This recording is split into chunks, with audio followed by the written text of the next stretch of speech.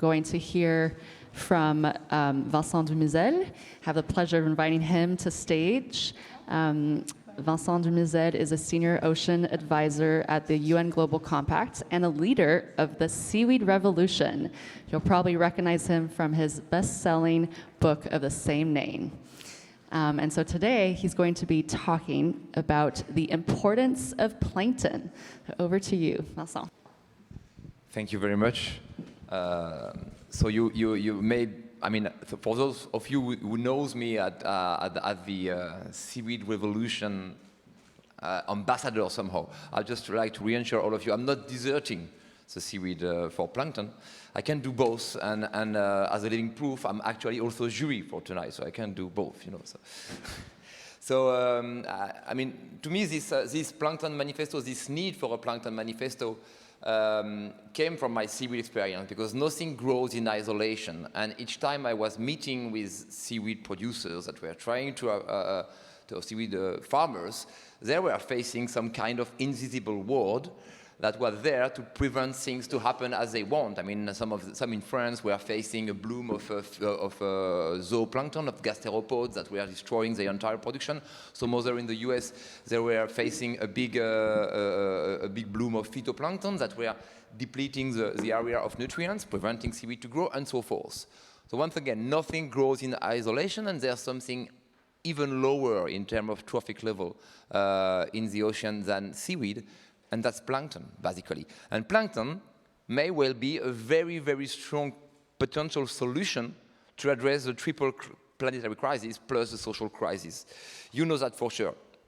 So why UN is getting interested into plankton? Because plankton appears to be, and we'll get further into that, a very interesting ally to address the SDGs, but is currently absent of any global discussion. I mean, who heard of plankton tonight? No one. I mean, we actually discussed a lot about them. Coral, it's all about plankton. Coral is living in symbiosis with microalgae. I mean, when you want to restore coral, you have to restore these microalgae that are supporting them. So that's the basis of everything. So everything we discussed was relative to plankton, but we have not said anything. Why? Because we don't know much. Blue food, blue carbon, blue economy, there's not a single word about plankton. I went to COP, not a single word about plankton, and it's quite crazy when you hear, I mean, that 99% of the biological carbon pump is based on plankton. So once again, a lot of solution, and we need to understand them better, because so far, we don't know the rules of the game. So in order to do that, as we did for the Seaweed Manifesto, we brought together, with our nice UN flag, under the nice UN flag, some of the best and most recognized experts from all over the world, in order to build like a basis for what we know about plankton, what could be the potential solution, and what it is, first of all. So this manifesto will be unveiled and launched at the next UN General Assembly in September, with a great support, and there will be a road to UNOC 2025 and beyond, of course.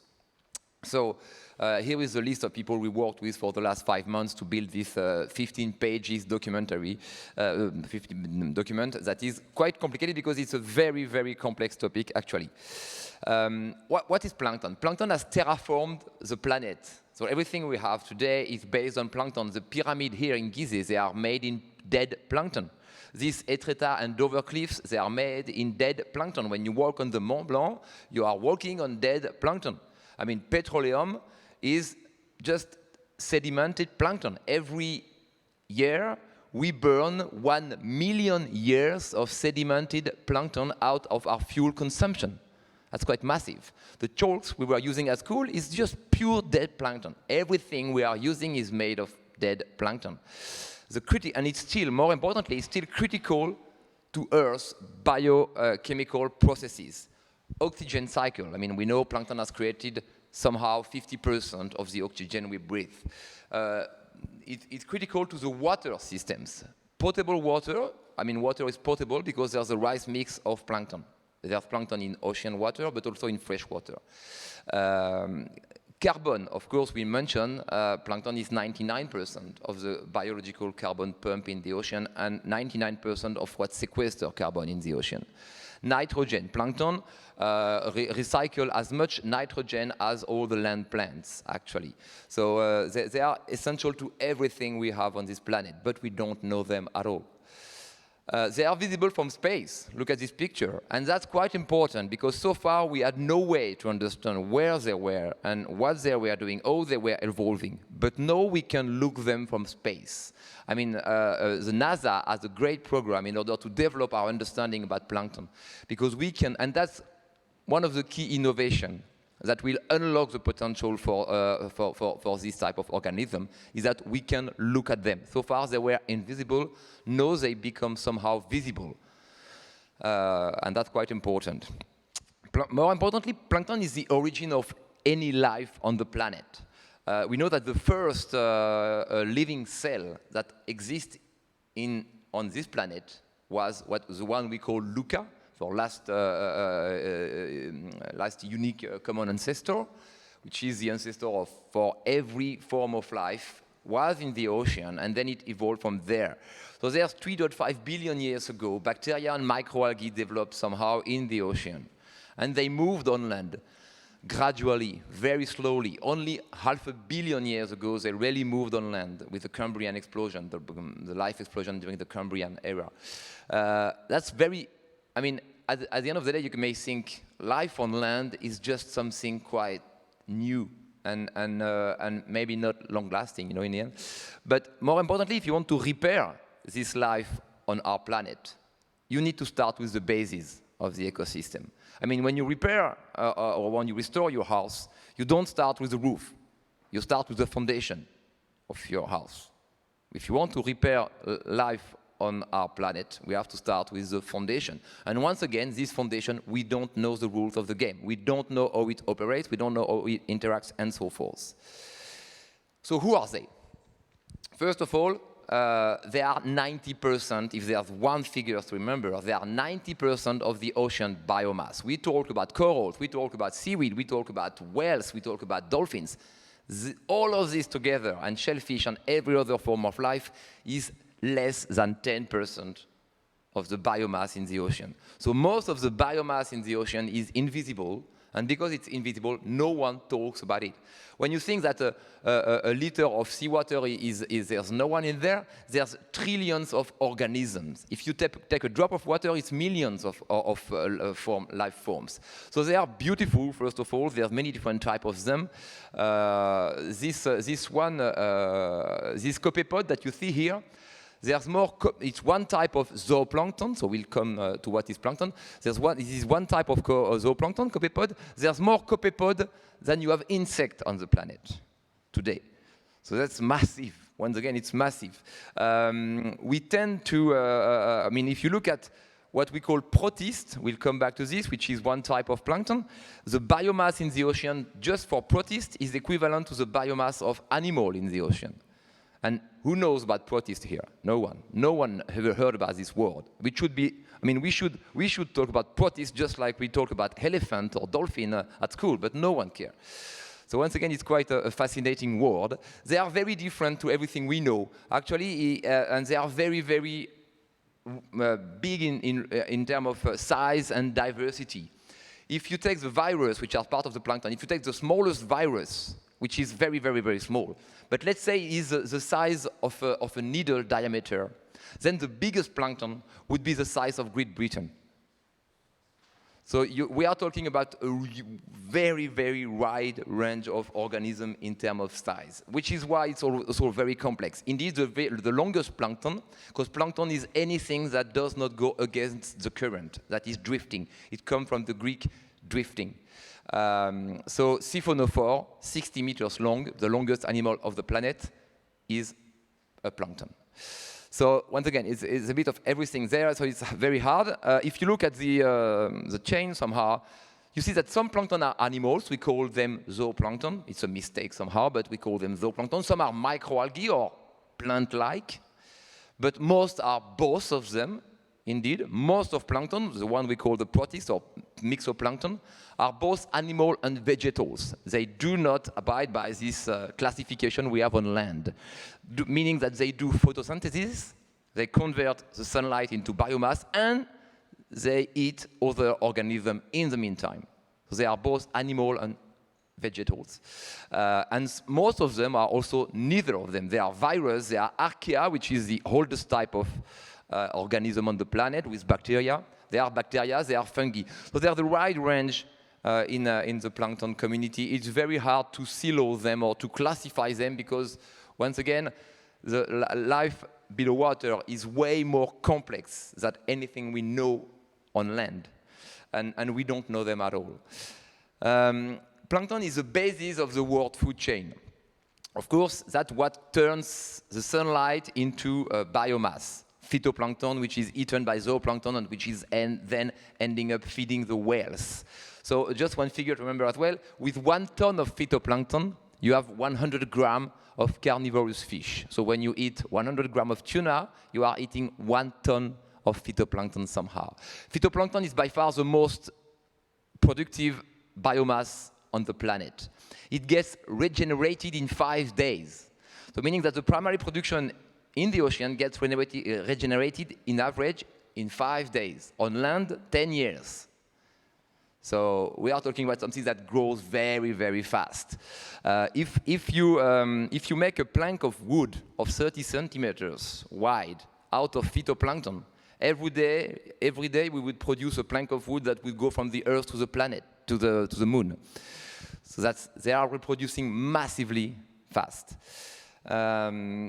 So, of course, they are doing a lot of things, but we are doing a lot of things to them as well. Here, you see the human impact. So, of course, pollution is impacting them. Sea level rise, temperature rise, ocean acidification, deoxygenation, freshening, the maritime transport, the infrastructure we put in the ocean, the fishing, tourism, aquaculture, deep ocean trawling, deep ocean mining, all of this is impacting plankton. Plankton will not disappear. It will remain. I mean, we may disappear, but they will remain. But they may be very different.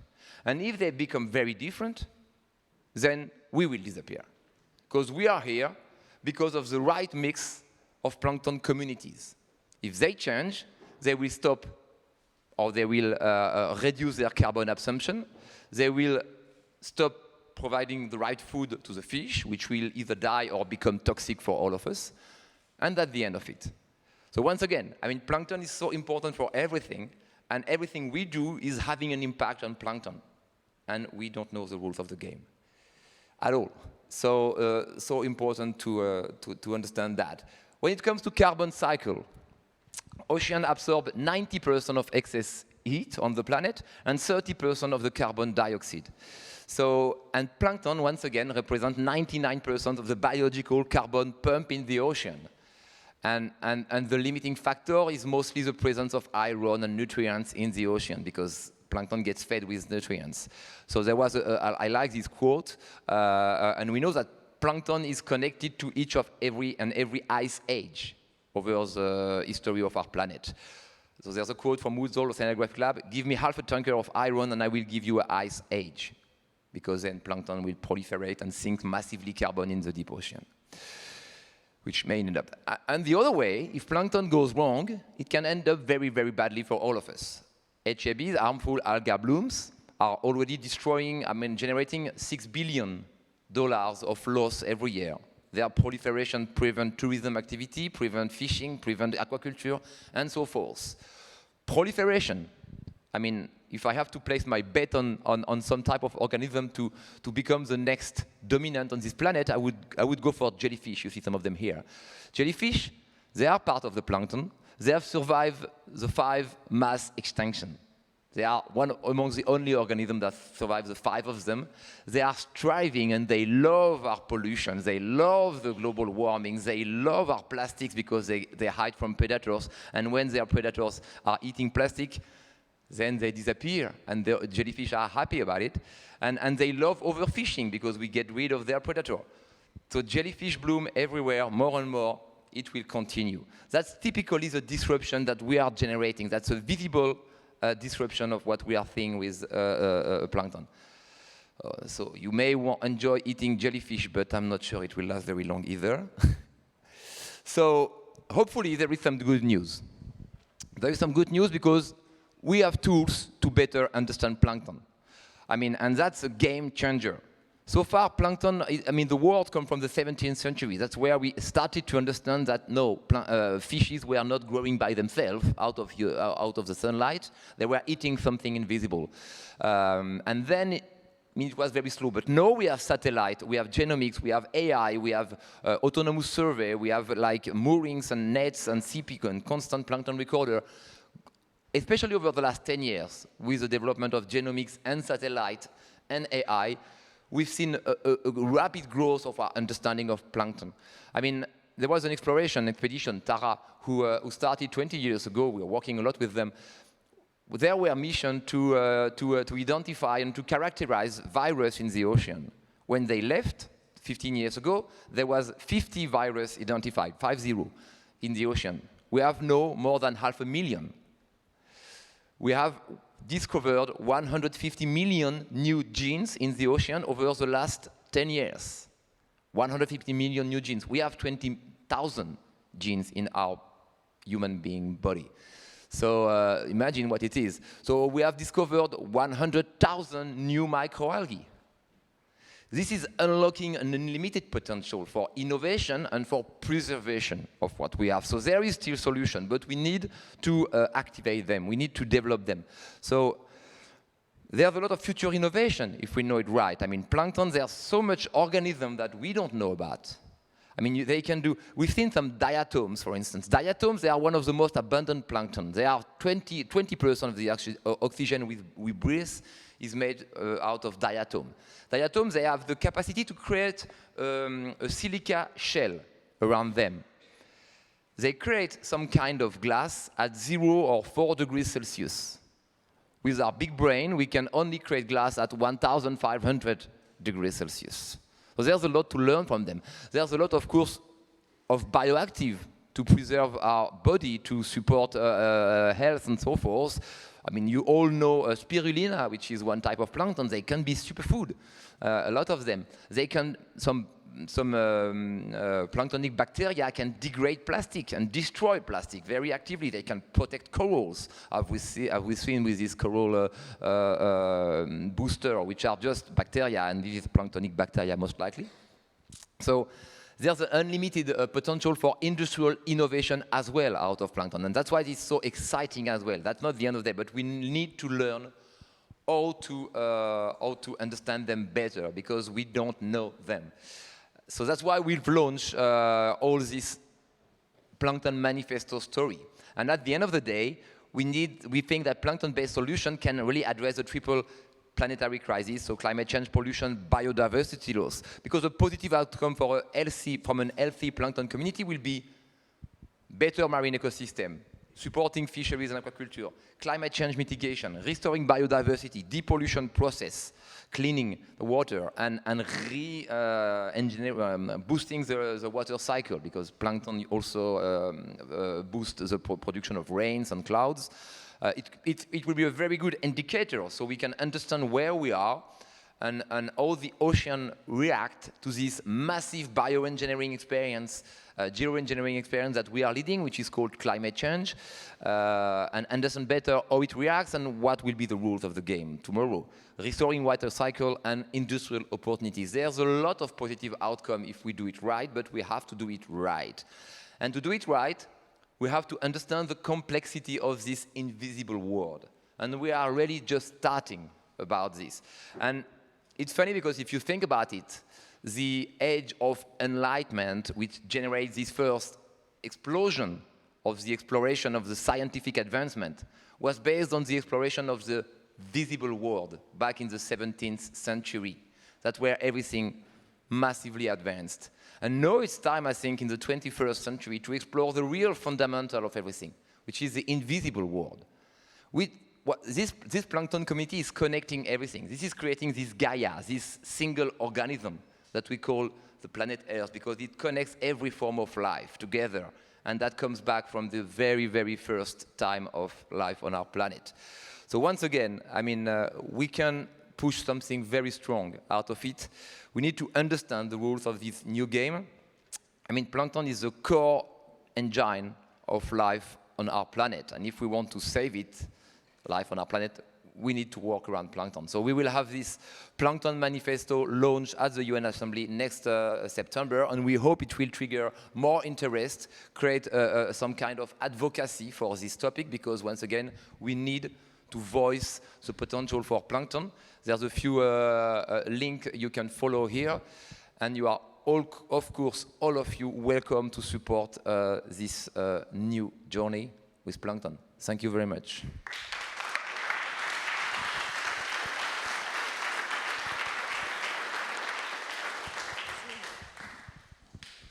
Thank you so much, Vincent. That was really inspiring, and I will remember that the plankton is the core engine to life on the planet, and it existed for all of the ice ages, and there's 200,000 microalgae